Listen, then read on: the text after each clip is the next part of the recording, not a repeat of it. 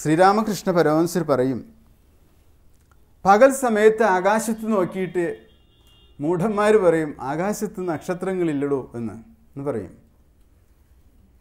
അപ്പോൾ പരമഹംസർ പറയണെന്താ, നക്ഷത്രങ്ങളില്ല എന്ന് പറയരുത്, നക്ഷത്രങ്ങളെ കാണുന്നില്ല എന്നേ പറയാൻ പാടുള്ളൂ.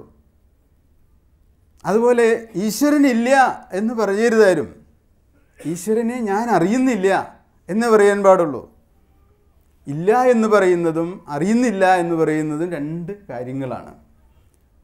അറിയുന്നില്ല എന്നുള്ളത് എൻ്റെ പരിമിതിയാണ്, ഇല്ല എന്നുള്ളത് ആകെ ജീവസത്തയുടെ നിഷേധമാണത്. ഇല്ല എന്ന് പറയാൻ പാടില്ല, അറിയുന്നില്ല. അറിയുന്നില്ല എന്നുള്ളത് ആരുടെ കുഴപ്പമാണ്? കാണുന്നവൻ്റെ കുഴപ്പമാണ്, അല്ലാതെ ഈശ്വരൻ്റെ കുഴപ്പമാണോ? നമ്മളുടെ കുഴപ്പമാണ്. കാണുന്നവൻ്റെ കുഴപ്പം കൊണ്ട് നമുക്ക് ആ കാഴ്ച കിട്ടുന്നില്ല. അതുകൊണ്ട് ആ കാഴ്ചയെ വികസിപ്പിച്ചെടുക്കുക ആണ് ഈ അന്തര്യാമിയായിരിക്കുന്ന ഈശ്വരനെ അറിയാനുള്ള ഒരു മാർഗം.